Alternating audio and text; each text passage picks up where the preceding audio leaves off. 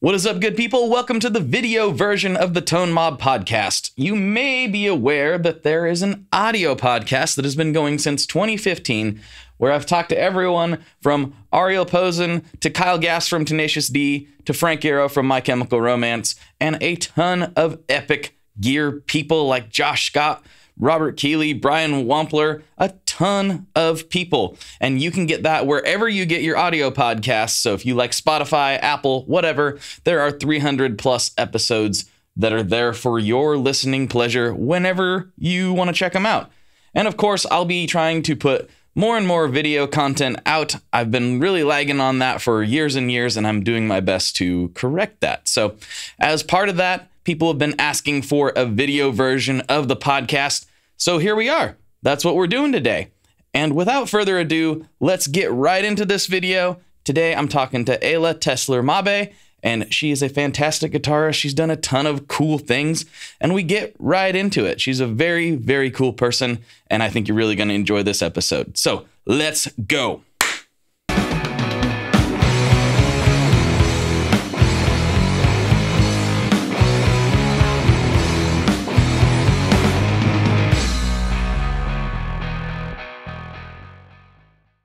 Hello, everyone. Welcome to another episode of the Tesler-Mabe podcast, the show about guitar stuff occasionally, sometimes. I'm your host, Blake Weiland, and with me today, I have Ayla Tesler-Mabe. How's it going? It's going very well, thank you. I'm so excited that we're finally doing this. I'm so happy. It's been a long time coming. Oh, man. We've had a wild ride trying to make this happen. Yeah. So we're finally doing it. This is awesome. Thanks to Natalie for hooking us up. Natalie's been awesome over the years in various capacities, and this wouldn't have happened without her. And she's how I found your stuff, and I started going down the rabbit hole. You've done so many cool things. I mean, I'm kind of blown away, to be honest. So this is a real treat. So I think the best place to start would be with your backstory. Like, when did you get started playing? And then, like, how do you go from, guitar looks cool to, oh, now I'm playing on a Willow Smith song? Like, how does that happen? Well, I asked myself the same question. But yeah, I mean, it started when I was playing Rock Band every single day. Mm-hmm. I was in love with that game. Shout out to my mom, because she somehow knew that buying that game would lead to something, because she could just tell that me and my brother loved music. Mm-hmm. And yeah, it was so fun. Play all the time. But everything really changed when she came back from the store one day with Beatles Rock Band, when it had just come out. That was maybe like 2010, 2009, something like that. I don't know. Mm-hmm. And yeah, I just fell in love. And something about that music and the concept of being in a band and everything the Beatles did made me feel like that's the only thing I could really see myself doing in the future. And that's when I knew I should start playing an instrument, because I kind of needed an instrument to create music, if that's what you want to do. So I got a really cheap guitar, and I took 2 lessons, and I was like, I don't know, maybe it's not for me, the way kids do. Right. And I did start playing the bass a few years after that, when I was 12. And then after I'd been playing actually, that's not true. I started playing the bass probably when I was 10 or 11. And then after a year and a half of playing, I finally started gigging and making a bit of money, which was really cool and exciting. But still, I had this feeling that the guitar was what I was meant to be doing. And that's when I got into the guitar at full force, when I was 12. And then it just became this obsession and this love. I spent hours and hours and hours every day. I don't want to say practicing. It doesn't even feel like that. Just exploring music, learning songs I loved, trying to write, kind of just doing whatever I enjoyed with music. Yeah. Yeah. And then how I got to the whole Willow Smith thing, I mean, it's hard to even, I guess, recount every step that would have led there. But I think probably it had something to do with being in Calpurnia for a time, because I did this music program. That's where I met Finn and Malcolm, who were two of the guys in Calpurnia. And then I think it was through Calpurnia that Willow found out about me, and we sort of connected a little bit over the years. And then I reached out during the pandemic just to check in and see how she was doing. And we were talking about books we were reading and stuff like that. And yeah, she mentioned she was working on new music. And then she was like, hey, maybe you should do a verse on one of my songs and play a solo. And I'm like, okay, that sounds great. So it was very organic, which is really cool. But yeah, that's kind of the abridged, but still kind of lengthy version of how I got to that point. Oh, we're only 4 minutes. We've got a ton of time to kill. This is going to be as I tell people, it gets weird when you stop talking on a podcast. So talk as much as you want. It's absolutely encouraged. I guess that's what podcasts are for, right? That's right. Yeah. Well, I'm a blabbermouth, so therefore I podcast. That's what I do. So were you in any bands before Calpurnia? Did you have some more like stepping stone activities leading up to that? Totally. Yeah. Oh yeah. I mean, I kind of had this philosophy, and to a degree, I'd say I still have it, where I say yes to pretty much everything, any opportunity that's put in front of me, because I feel like you never really know what something could lead to down the line. And I'm trying to think. I mean, I played in a lot of bands pretty much as soon as I started. When I started on bass, the first paying gig I had when I was 13 was in this Led Zeppelin cover band called Kid Zeppelin, because they were doing a Led Zeppelin exhibition at the Vancouver Art Gallery. So we did some stuff there, which was really cool. That was really fun. I have fond memories about that. And then I had a band with two friends from school. We really just played covers, but we played a lot over the years. And there was another friend who, for a brief moment, was in that band before he left the school. But yeah, one of the guys in that band, Jack, ended up being the bass player in Calpurnia. And then the other friend, Charlie, he is in Toronto right now, still doing music, which is awesome. And he has another band going on there, which is really, really cool. And I played a lot with my teacher, Sammy Gowie, and his band, pretty much from the time I was 15 or 16 when I met him. I don't remember exactly when, because he was the music director for this gig I did with a friend of mine named Maya Ray, who's so cool. She's doing some really cool stuff now. Nice. With her trio, Tiny Habits. But yeah, we did a gig together. He was the music director. He became my teacher. And then I performed pretty much every weekend for years with him and his band, which was the most amazing experience because they were incredible musicians. And I would show up to all their gigs and they wouldn't even tell me what they were playing. And it got to a point where Sammy wouldn't even tell me the key of the song. He would just start playing and he'd be like, make it sound good. And I'd try to find my place in the music. Right. And try to add to what they were doing and not take away from what they were doing, obviously, which was amazing for trying to develop musical instincts, because it became very apparent to me that it's not just about learning how to play the instrument. You need to learn how to play music and understand what your guitar playing does for the music you're playing.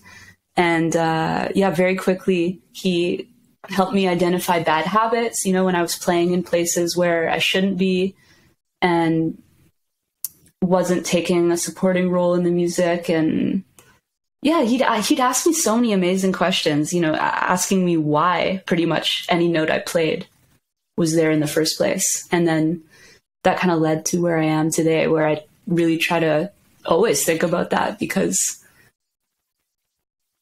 I think ego death is the best thing a musician could experience if they want to really play for the music, and just always prioritizing what you're actually contributing to the music you're playing, and never letting ego or the want to impress people or whatever get in the way, which was so important and amazing to learn as a teenager, learning the guitar, because teenagers are narcissistic. So it was great to be put in my place by someone older and wiser and a fantastic musician. So yeah, that's I never had that problem because I'm not that good. So I just had to learn how to talk about the instruments and actually play it for people. I'm not going to impress anybody with my chops, but no, I do totally understand. When I first started playing, that's what I wanted. I wanted to be Yngwie. Like, I wanted to shred and like everybody like, whoa, look at that guy.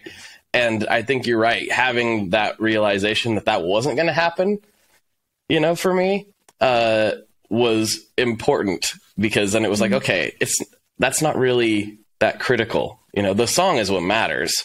What 100%. Can you do for the song? That's really all it comes down to. And sometimes that's one note held for a really long time. Absolutely. It could be anything, Yeah. So, it's so fun to listen to those James Brown recordings where there were like 2 or 3 guitar players on the track, but every part was so perfect. They're so in the pocket. And sometimes one of the players was literally just playing like 1 or 2 notes. Mm-hmm. But without it, the song would not groove as hard as it does. Exactly. So they're bringing something essential, but they were not in any way overstepping what they needed to bring. Mm-hmm. So yeah, it's pretty cool. I was just playing this is the first time I've really done this for anything that I wasn't directly involved in, but I was just playing on a friend's record this weekend, and I was doing pretty much all of the guitar on it. And, I usually use a lot of reverb and take up a lot of space. And, he left me room to do that, but we were trying to figure out, there was like, there needs to be a lead. There needs to be something in here. We couldn't quite figure it out. And I'm doing all kinds of stuff all over the fretboard, and none of it's working. And then it was literally like, grabbed a 12-string Rickenbacker and played 2 notes. Do, do, do. And it was just that back and forth. It was like, that's it. And we both knew when it happened, because I was playing all this other stuff, just kind of improvising. And then I just hit those 2 notes, and then he turned around in his chair. I was like, yeah, that's the part, right? That's all I need to do. I just need to do that over and over again. He's like, yeah, that's the thing. It's so weird how sometimes that's all it is, and we overthink it, Absolutely. You hear a lot of space in music and you think I have to fill it up, I guess, but right. It's the way you do it. Sometimes, exactly as you said, it doesn't have to be much. It just needs to be something memorable, maybe a good hook, something cool. And sometimes that's cool. 2 notes. That's right. 1 note, 2 notes. Yeah. 3 chords. The whole world was changed with power chords, Indeed. So we don't have to overcomplicate things. We always try to, but we don't have to. That's a fact. Yeah. I've always felt kind of envious in a way of people who are like very limited in their technical ability as players. And I by no means consider myself a highly technical player. I think there are probably at least a couple kids in every high school everywhere in the world who could outshred me. And that's okay. Because that was never really an intention. No, I think so. Especially when it comes to technical ability. But I think, when I got into songwriting, I was almost overwhelmed with, where do I even go from here? How do I even write a song? Because I was trying to think of the most complicated thing. What was at the upper limits of my ability as a musician? How do I write with that? Before I understood intention and, reached the point I am now as a songwriter. But I would look at some people I knew, or old school musicians like, I don't know, Bob Dylan, Lou Reed, people who, were fairly limited in their technical ability, who in a way were then able to write with the song in mind first, because there was just like no thought of, like, I don't think Bob Dylan would ever be like, what's the most impressive thing I can play on guitar? How do I write with that in mind? Obviously, right? Like, that just even sounds ridiculous to say.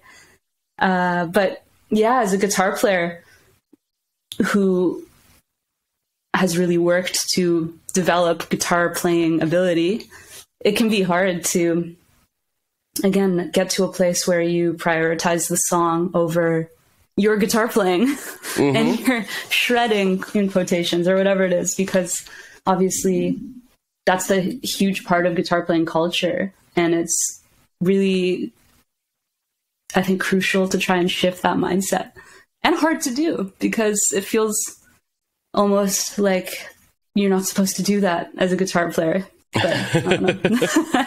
But if you think about, the most quote unquote important or influential rock bands over the course of time, it's not necessarily the ones that just blew people's faces off with their technical mastery.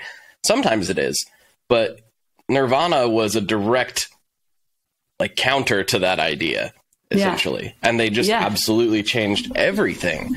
Hair metal was all about that showmanship and that technical, that shreddery, look at a million notes a minute. That was what it was all about. Yeah. And they came along and were just like, no, we're done with that. The whole punk movement, the whole grunge movement, absolutely. And I think it's very cool.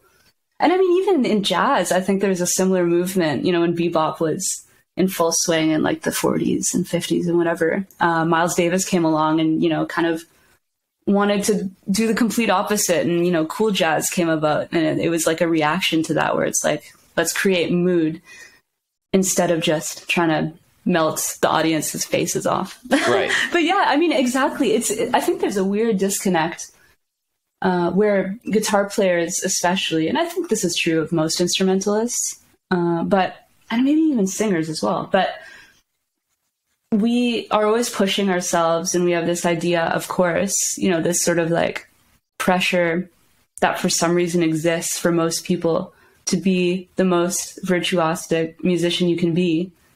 But then again, that seems almost completely unrelated from the music that's actually stood the test of time.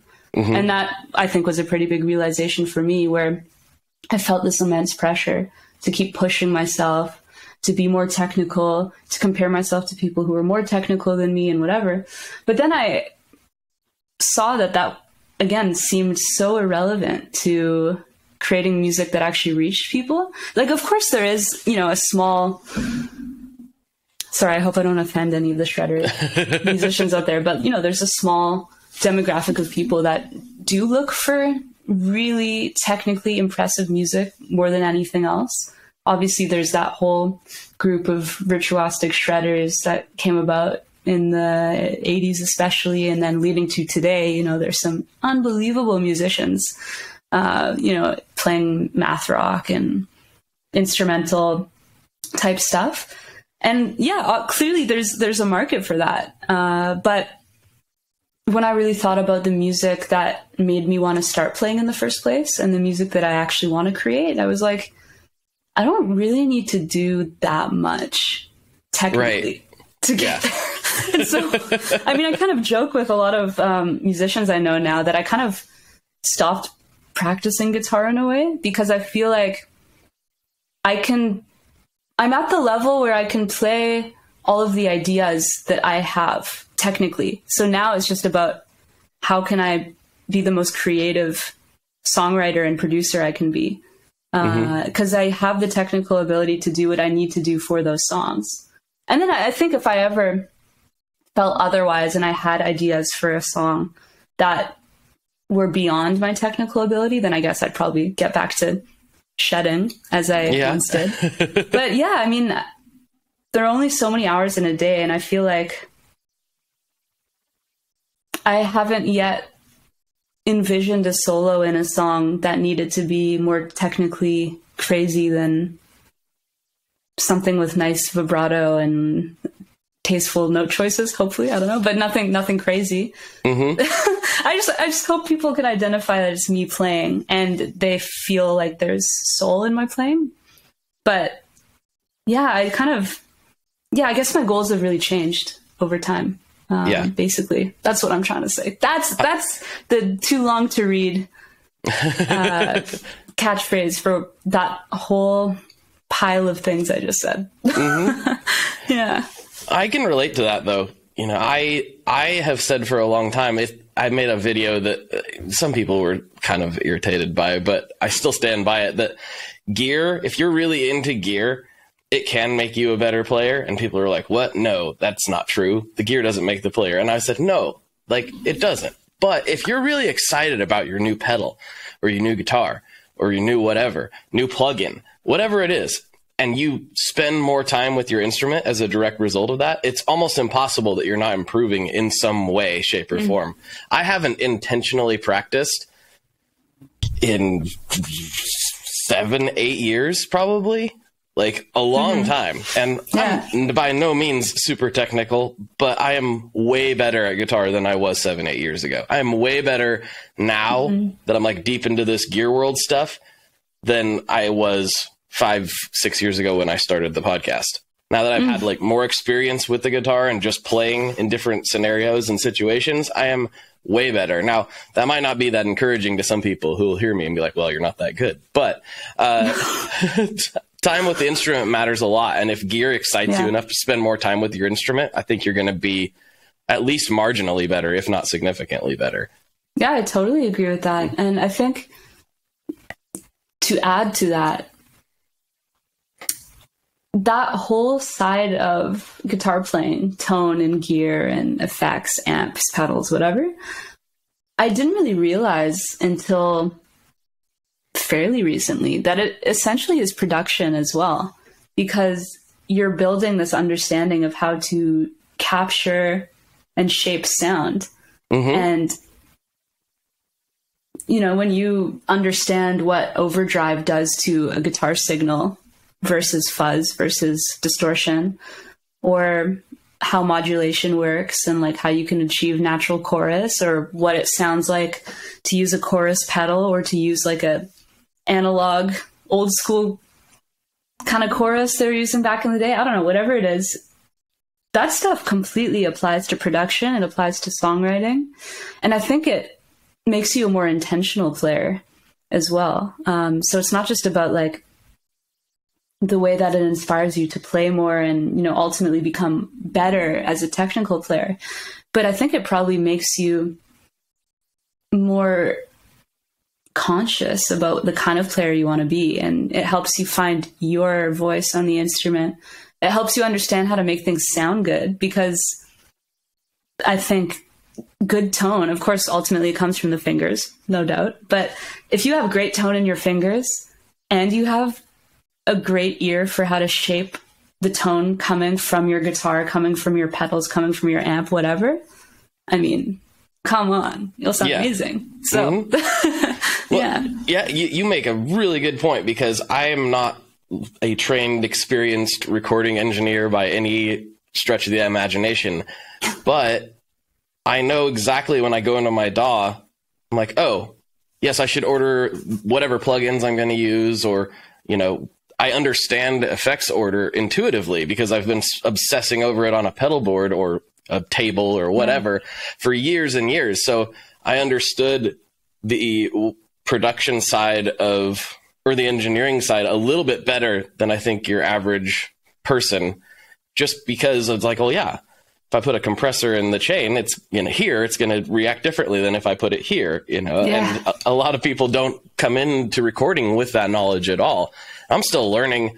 I have a long way to go, but having that background helped out a ton with learning to record myself. And I didn't really know that until I started diving in. I didn't realize, I was like, oh, I do have a leg up a little bit, you know, than if I just started from zero and tried with an acoustic guitar. I'm like, well, it doesn't sound good. I don't know what to do. You know, Yeah, absolutely. And I think it's been amazing for me, this journey of stepping into what I'm doing now.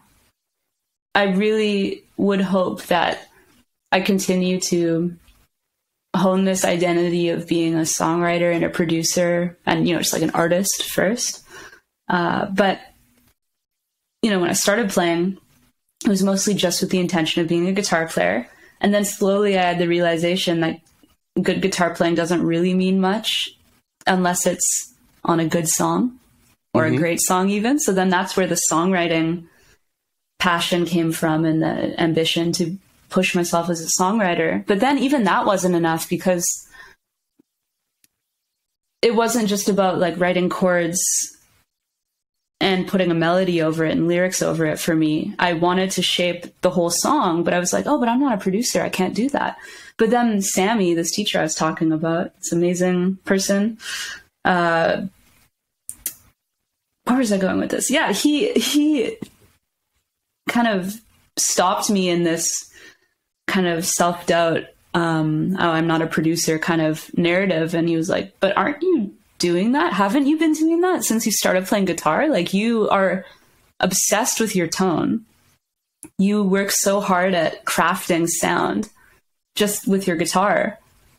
How is that not production?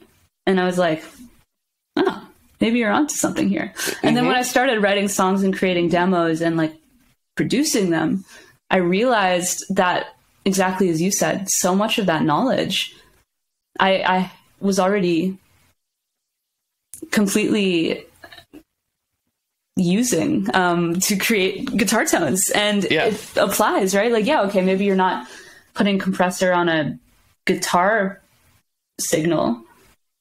You could be putting it on your vocal, and you could be thinking about how that interacts with a bit of overdrive that you're adding. Oh, are you putting the overdrive before or after the compressor? I don't know, like little things that are part of production. And then I realized over time how all of it applies. And yeah, it just gave me this incredible understanding of what my tastes are, what kind of sounds I want to create, and then hopefully how I can try to do that. And it's been amazing leading up to now, where I'm finally recording music on my own. Because of course I'm still recording with my band Ludic and doing other projects, but for the first time I'm getting in the studio on my own. I'm like, I'm just going to see what happens if I create music. So I'm going to play all the instruments because I know what I want them to sound like. I know I'm not the best drummer out there, but I know what I want it to sound like. So, all right, I'll play the part. I'll play the keys. I'll play the bass, whatever. I'm there with the sound engineer, and I'm like, you know, working with him to try and capture the sounds that I'm hoping to. And I guess being a producer, which is really, really cool. And yeah, I guess it never occurred to me that what I was doing as a 13-year-old trying to understand how Jimmy Page got his guitar tone and, you know, trying to emulate that and sculpt my tone to sound like his or whatever, that would lead to where I am now. Though, of course, now it seems very obvious, but at the time it would have seemed impossible and absolutely seemed like a crazy thing to even consider. But yeah. The solo stuff, like doing things on your own, I found I just did this in 2021, and now it's kind of like all I want to do is just make my own music. And I stopped putting. I could see how this goes not well with some people's thought process, but for me, just plugging into whatever I want to plug into and just seeing what comes out has been the best thing I could do. Versus like, I want to make a punk rock song, or I want to make a country song, or I want to make a whatever for my stuff. Now, if I'm working on somebody else's thing, I can get into that mindset a little easier, and it's not as close to me personally because I'm more acting as an instrument for what they're trying to say, and that's fine. But when I'm making my own stuff, I don't really like the concept of limiting myself to like, this is a metal song, so play metal. I just plug into whatever is inspiring me at the moment, and if metal comes out, then metal comes out. If folk comes out, then folk comes out. And that can lead to projects being a little bit disjointed, but I find that the individual pieces are much more inspired and much more fun to play and much more fun for me to listen to because they actually mean something versus trying to force something that wasn't coming natural at the time. Yeah, I absolutely agree. Yeah. I think genre is dead. We're in a post-genre world in many ways. And I think at the end of the day, as long as you're clear on the intention of the piece of music and what you're trying to say, either emotionally or the kind of story or kind of perspective you're trying to get across with the music, then I think genre is almost irrelevant. And yeah, I almost don't even consider stuff like that anymore. Like, I love hearing bits and pieces of all the music that inspires me in a song, even if it seems crazy. But I don't know, I find it super fun, and I find it really enjoyable to let myself do that. Because I've definitely been in situations where not all of my collaborators felt as open to incorporating other influences so freely. But I like doing that. It's fun because I love so much diverse music that almost seems like it wouldn't fit together. But when you really get to the heart of it, you can find, for example, I don't know, a groove metal song like Pantera could be coming from the same emotional place as a Vivaldi piece. I don't know. Like they could be capturing a similar emotion in a really different way. But if you think about how the music relates in that way, or in the scenery that it paints, it's a lot easier to pull from all these different styles and still make it cohesive, because I don't know, you're just taking bits and pieces from history, it feels like, but creating something new, and paying tribute to the music you love, but then kind of doing it in the most loving way, where you are only paying tributes to the parts of those songs that actually really inspire you. It almost feels like a more honest love letter, because you're not just taking all parts of the song. Like, for example, let's say you love surf rock and you want to write something that sounds like a surf rock band from the 60s that you love, but you don't genuinely love all parts of it. That almost feels like a dishonest tribute. If you want to truly pay tribute to them and take influence from them and move things forward, you would only be inspired by the things that you're genuinely inspired by, if that makes sense. I don't know if it makes sense. No, I think it does. You know, there's elements and so many things that, like, man, I love the breakdown in this song. Yeah. But the verses are kind of weak for me, you know, like it varies, whatever the part may be. You always have a favorite part in a song, you know, when it comes along. Everybody knows it. It may be the verses for some people. That's why music is great, because it can mean different things to different people. But yeah, take what you need from whatever it is and run with it and see where it leads you, because you never know. You never know what could happen. You never know who could hear it. And then maybe, you know, in 2 weeks, you're playing on somebody else's thing that you didn't ever expect to. That's happened to me a few times recently. And it never would have happened if I hadn't just put myself out there. That's a recurring theme on this podcast, is just put it out there. Yeah. Because I was scared to for a really long time. I was even like scared to start this when I first started. Like, oh, who's going to listen to this? Who's going to care? Why would don't even bother. Don't even start. Just keep doing your thing that you're doing. And it's just a terrible mindset. And I think so many people get stuck in that mindset. It's like a natural human reaction to want to not put yourself out there. But this day and age, like, what's the worst that's going to happen? You get a troll or two. Like, it's the upside versus the downside is so much larger, you know. And if nobody sees it, then what are you out? Like, oh, okay, nobody saw it. Try again next time. You know, you got to put things out there. I say this all the time, and fortunately, some people have actually paid attention and done that, because it's literally changed my life. Putting things out there has completely changed my life. I'm just some ex-mechanic dude. Like, I'm not anybody special. I never thought I would do anything musical related for a job ever. And now here I am. And I wouldn't trade it for the world. So, but you got to start somewhere. You got to put something out there. That's super cool. Wow. But yeah, I completely agree. And I think that just comes from fear of rejection, which again is a very human thing to feel. Absolutely. Yeah. But again, I think it kind of comes down to that whole ego death thing, I guess. Yep. Oh, yeah. Comes back. And, you know, like what I was saying about, like, say yes to everything. I don't think I mean, of course, I have to be a little bit more cautious with my time now that I'm busy. You know, I have to think hours more. in the day thing comes back, exactly. Right? Time is like the one thing you can't really get back, right? But yeah, in general, still, I find myself saying yes to opportunities that a lot of people ask me, oh, why would you do that? Like, what do they bring? And they're maybe looking at it with more of a, I don't know, clout lens, I almost want to say. Like, you know, what are the numbers? I don't get it. I don't understand why you're so open to working with someone. But I don't know. It's like, at the end of the day, if you connect with someone and you believe in what they're doing, I don't know, you'll feel fulfilled doing it. And then also, again, you have no idea where it's going to lead. Because I feel like almost all of the doors that have opened in my life are ones that I could never have even imagined would exist. They just seem so outside of the realm of what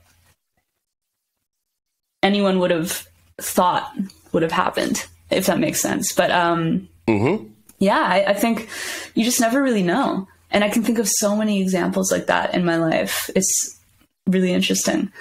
So, I mean, that's definitely a quality I hope I never lose, because I want to always be surprised by things, you know, presenting themselves as opportunities that I never really expected. It's, you know, the thing about never knowing where it's going to come from. I've said this on the show a lot, so sorry, listeners, but one of the craziest things to me still is, you know, my business partner is Scott Marquardt. He's the founder of Stringjoy. That didn't start, I wasn't a co-founder, you know, I didn't start that with him. We didn't know each other at all. It came from a DM to me on Instagram to come on this podcast.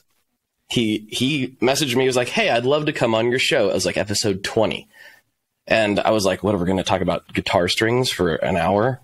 What, are you kidding me? Like, that was my initial thought. I was like, what are we going to do? We're going to talk about guitar strings for an hour? That sounds dumb.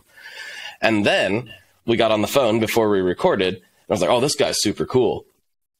We can definitely talk about guitar strings for an hour. You know, fast forward to now, I spend anywhere from 30 minutes to 3 hours a day on the phone with him talking about guitar strings, or at least how they relate to the company. Because we hit it off, and he allowed me to become part of the team. And that would have never happened if I hadn't started this podcast. And it's a completely crazy thing. My dad's like, that's weird that you like are a partner in a guitar string company. I'm like, I know, isn't it? Isn't it so strange? Who would have thought that would have ever happened? And that's a little bit outside of the creative world in some ways, but it goes back to that saying yes. If I had just looked at that and thought, I'm not going to talk to this guy, my life would be completely different, like completely. And it had nothing to do with numbers or like, I didn't know him. I didn't know him at all. It was just, I'll take this call. What's the worst that's going to happen?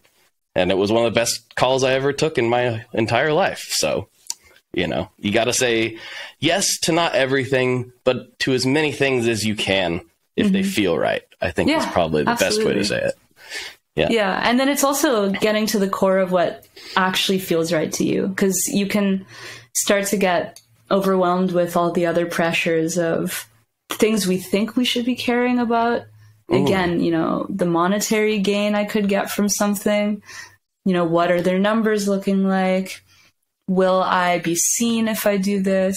But a lot of the times I've found for myself that things feel right to me, and sometimes on paper look bad, you know, from like a numbers perspective or like a superficial perspective. But if I know that I'd find it fulfilling as an artist. So there you go.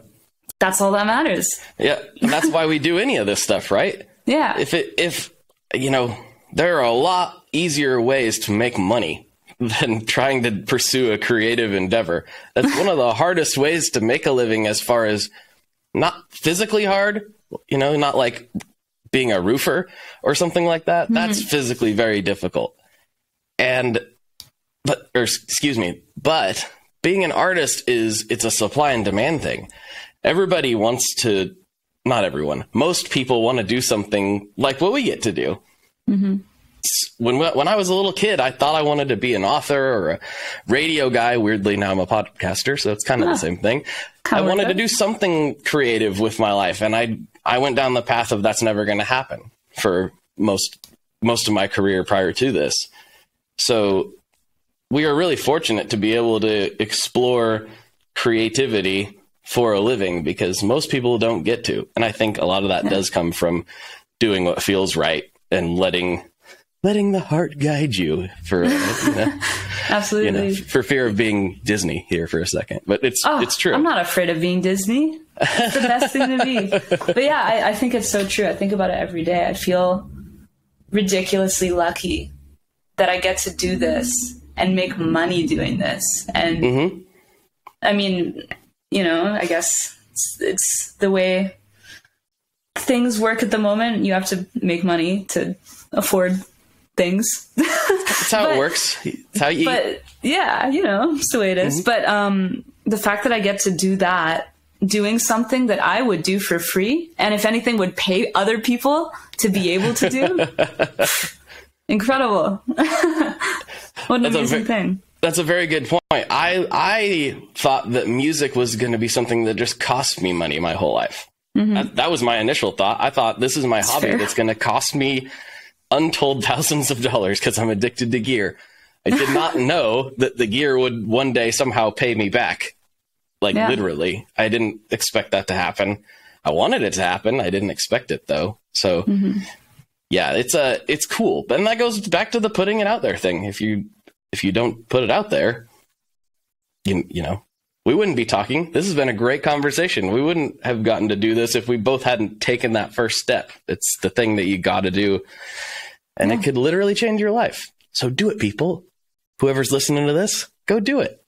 Go do it. Write that record. Go play that song. Go busk on the corner. Whatever it is you're wanting to do, go do it.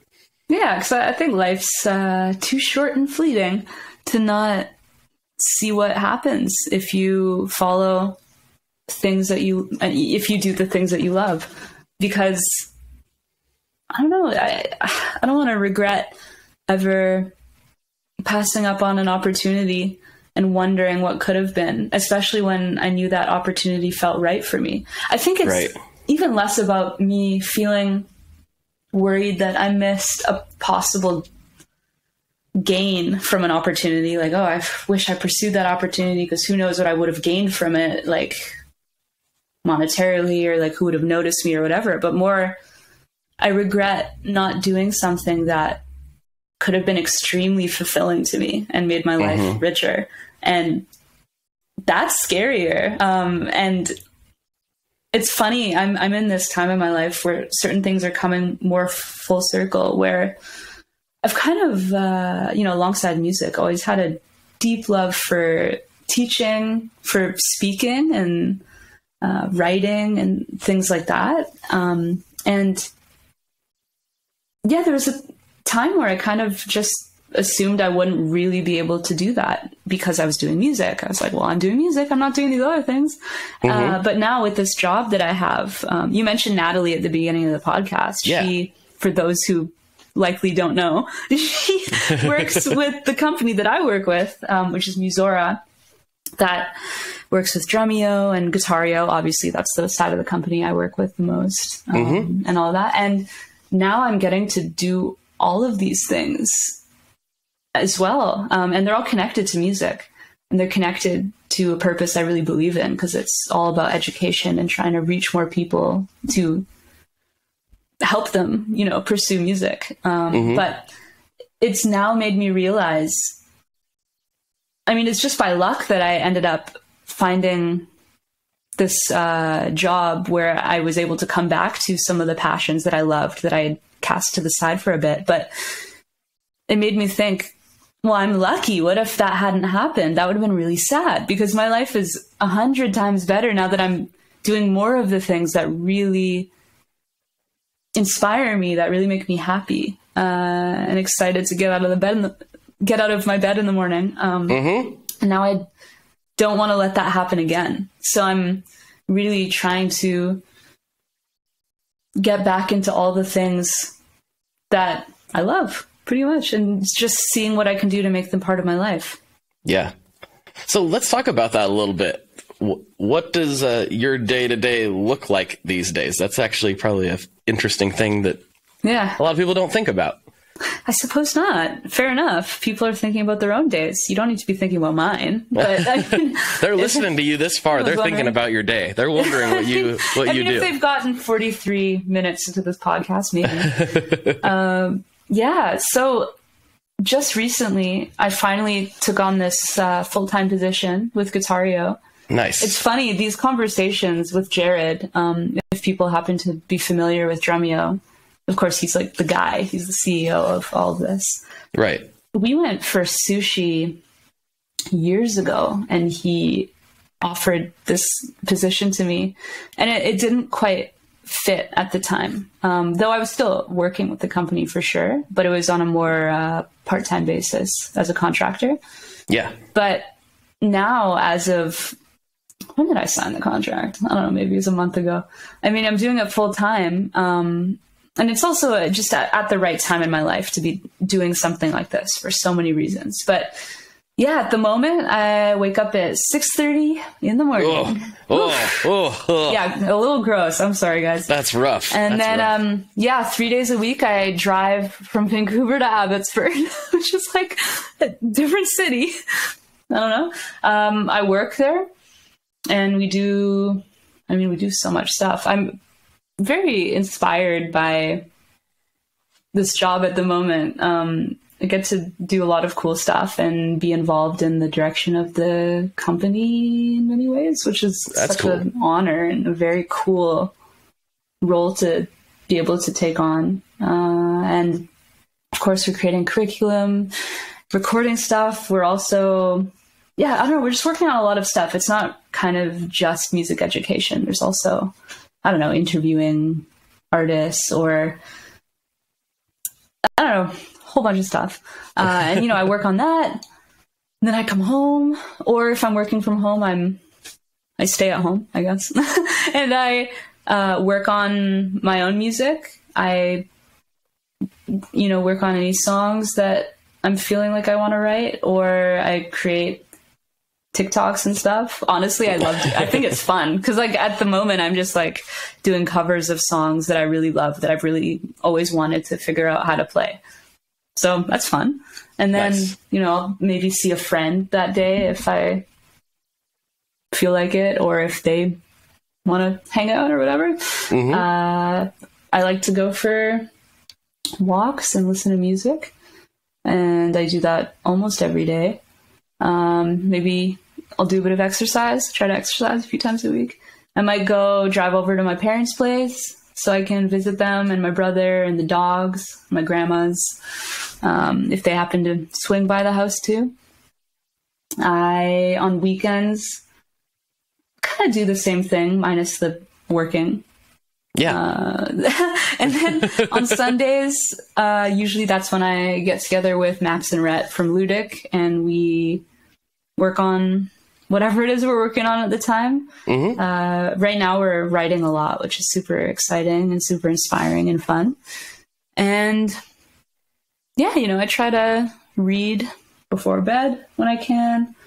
And I don't know, just watch Netflix while I'm eating because I like it. That's kind of the vibe of my life at the moment. I like it. That sounds pretty good. It sounds like you got it figured out. That sounds very enjoyable. What kind of things do you like to read? Oh man, I mean, I do really gravitate towards nonfiction, especially stuff related to psychology and anthropology, philosophy, stuff like that. Though lately, I've just been getting back into fiction because it's more fun to read. It is. It is. It takes a lot of effort to be learning all the time. And it takes a lot longer to get through books like that. So I like to space that out. What am I reading at the moment? I'm reading a book called Passing by Nellie Larson. That's a fiction. It's based on a true story, though. I know they made a movie that's apparently really good because my roommate, who's also one of my best friends in the whole world, she mentioned that she had seen the movie and it was really good. And she's like, "Oh, there's a book. I want to read the book." And I was like, "It sounds like an interesting story. I want to read it as well." So picked up a copy. Finally, I'm reading it. And then I also have this. What's the gist of it? I've never heard of it before. Oh, it's a heavy one. It's set in the past in the U.S. In the Jim Crow era, and it's about a Black woman who happens to look pretty ambiguous, who passes as white and, you know, kind of lives her whole life in that world, but then feels this longing to reconnect with, you know, her culture and, you know, her people and everything. And then she encounters an old time friend, and it's just about it's from the perspective of not the person who's passing as white, but the other woman.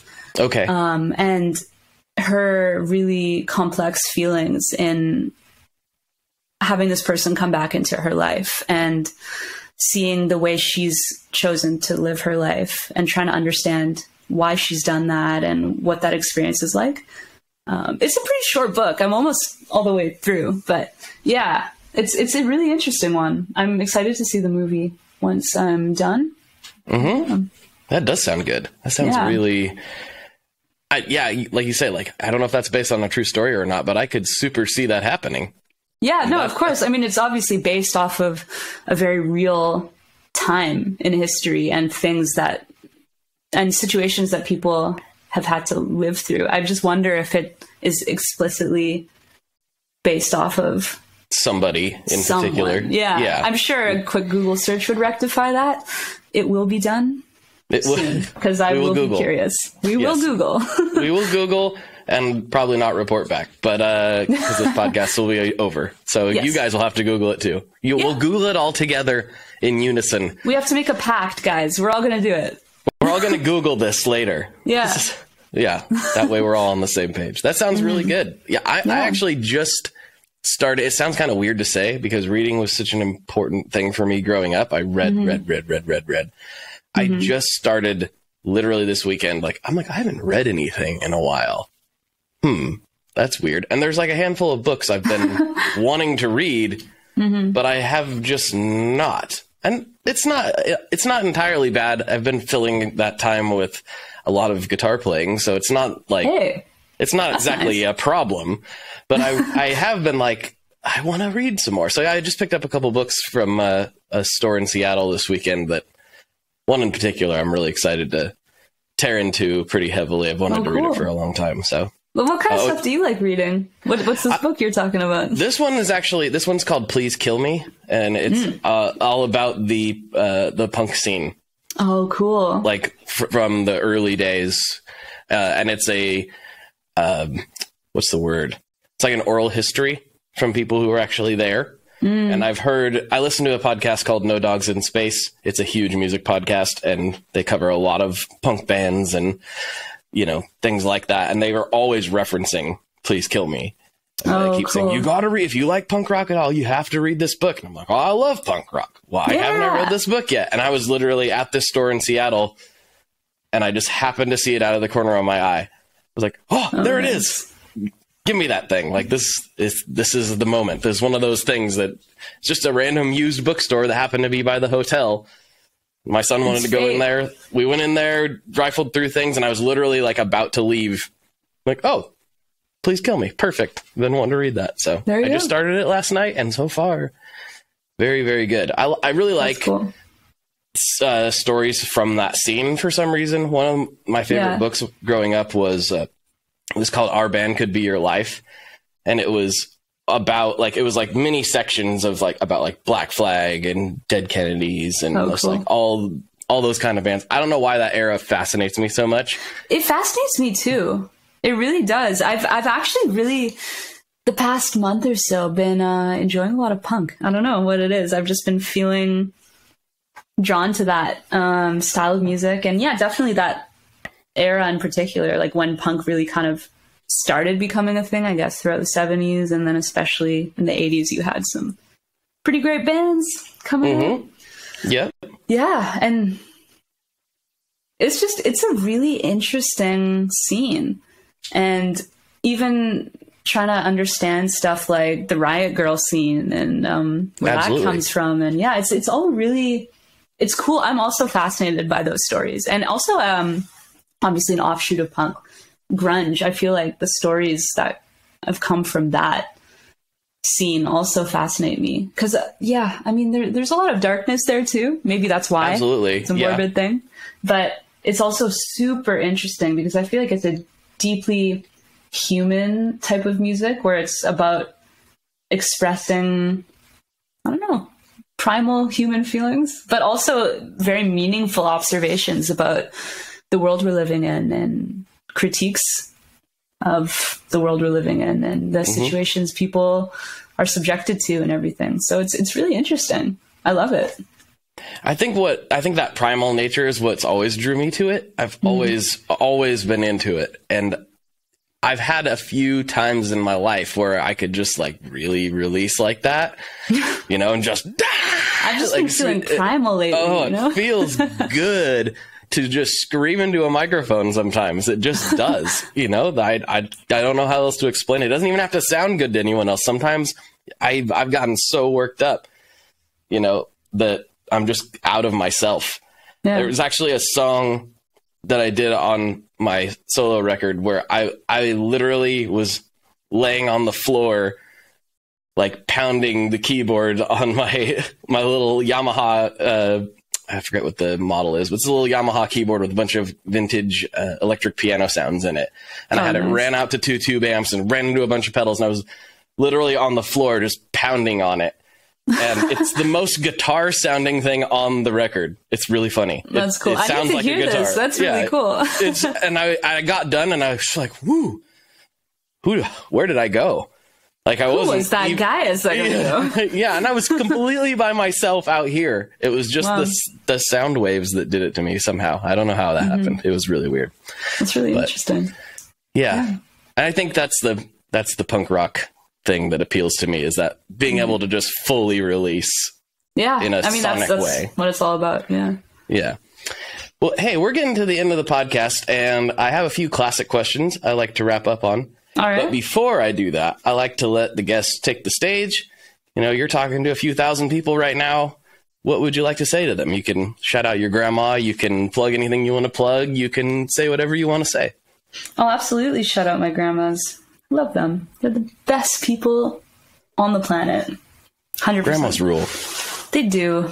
I love my grandmas. That's awesome. Yeah, and I don't know, have a peaceful, wonderful life. To anyone, there you go. I almost said reading this. There's no way you're reading this. This is a podcast.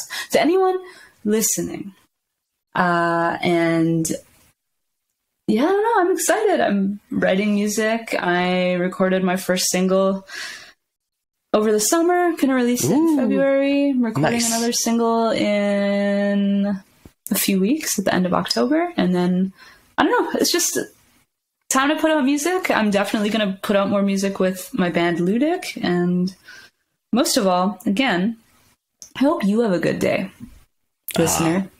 Yes, absolutely. That was a good one. That was a good mic drop right there. Have a good day. Have a good day. Mic drop. Yep. All right. Here we go. Classic questions. First one. What is your favorite Boss pedal? Metal Zone.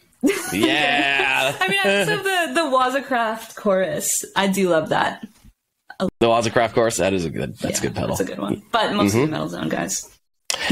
I'm just saying, it's pretty cool. I'm just saying, it gets a lot of hate, but I like it. Run through the effects loop, guys. Come on, or just play with the EQ. Yeah, like the problem with the Metal Zone, and I've said this many times. The problem with it is that it's so flexible. It's easy to get a bad sound out of it. Yeah, but if you don't look at it, just turn the knobs. And just find something that sounds... I guarantee you can find something cool in there. Because it is an extremely flexible EQ. Reading between the lines, you're saying if it sounds bad, it's the person, not the pedal. No. No, I'm just saying. You know, actually, that's not what I'm saying. That's what I'm saying. No, that's I'm just saying... Statement. So many people try... And I'm guilty of this too. They hear with their eyes... You know, if like a DS1's a great example of this. Yeah. If you set a DS1's tone control where you think you should visually, it sounds terrible. Like if you think you set the tone control at like 1 or 2 o'clock where you would with a lot of drives and distortions, it's awful. It's so much high end. I don't know why it's designed that way. There's so much high end. You back it off to, say, I don't know, 9, 10 o'clock. It sounds really good. You have to use Kurt Cobain settings. That's right. That's right. He got a nice tone out of those. He did. And he smashed them. He did all kinds of crazy things with them. So, Sure yeah. did. Yeah, we all need to try to hear with our ears, not our eyes. That's myself included. I'm saying that to me, too. So, yes. Anyway. All right, final question. And this is the one that gets a little dicey. This is the one that gets people kind of Who did you up. vote for? And I'm kidding. Who did you vote for? What is your stance on?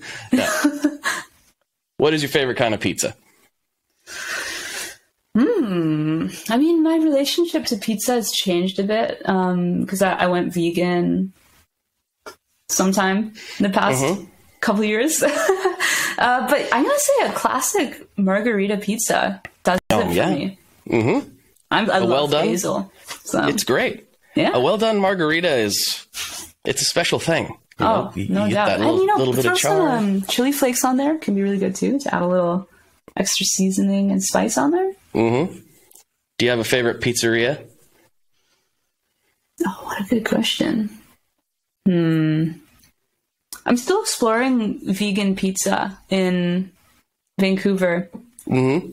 If you ask me a favorite ramen spot, I'd have like a lot. Okay, tell me. I love ramen. Tell me your favorite ramen spot. Okay. Because I'm more into like noodles more than anything.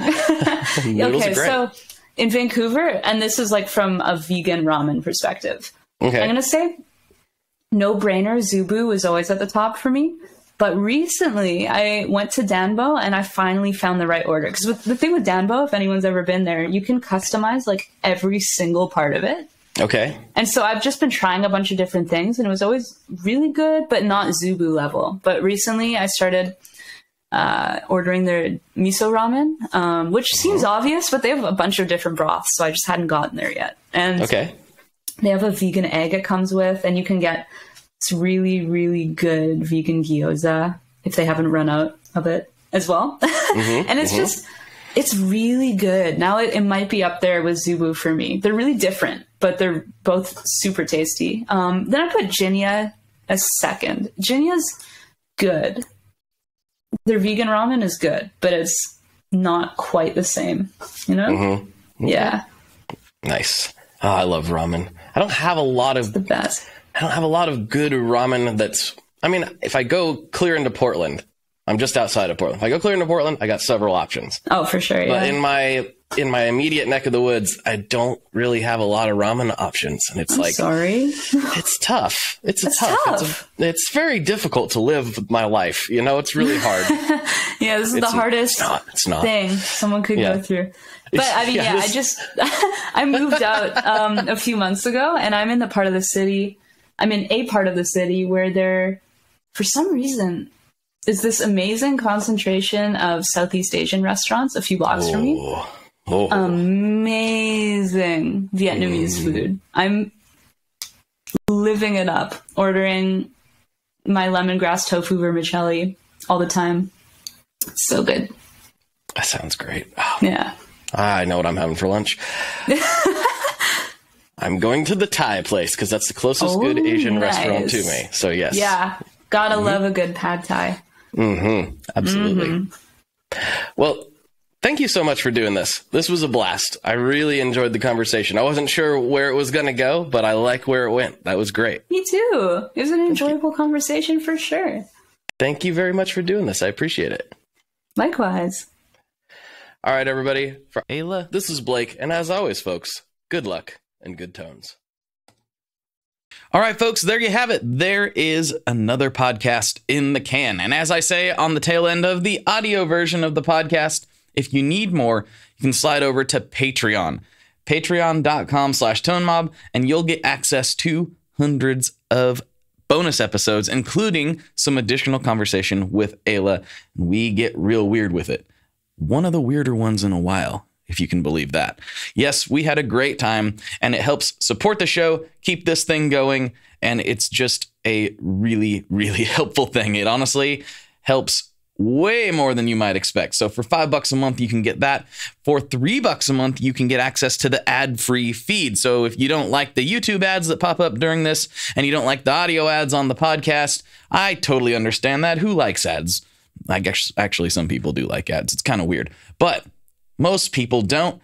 And there's a way to get rid of those. That's the ad-free feed. At the $5 level, you will also get access to the ad-free feed and the bonus episodes. So whatever you like, that is there for you. Also, if you want to support the show in another way, you can always use the affiliate links down below.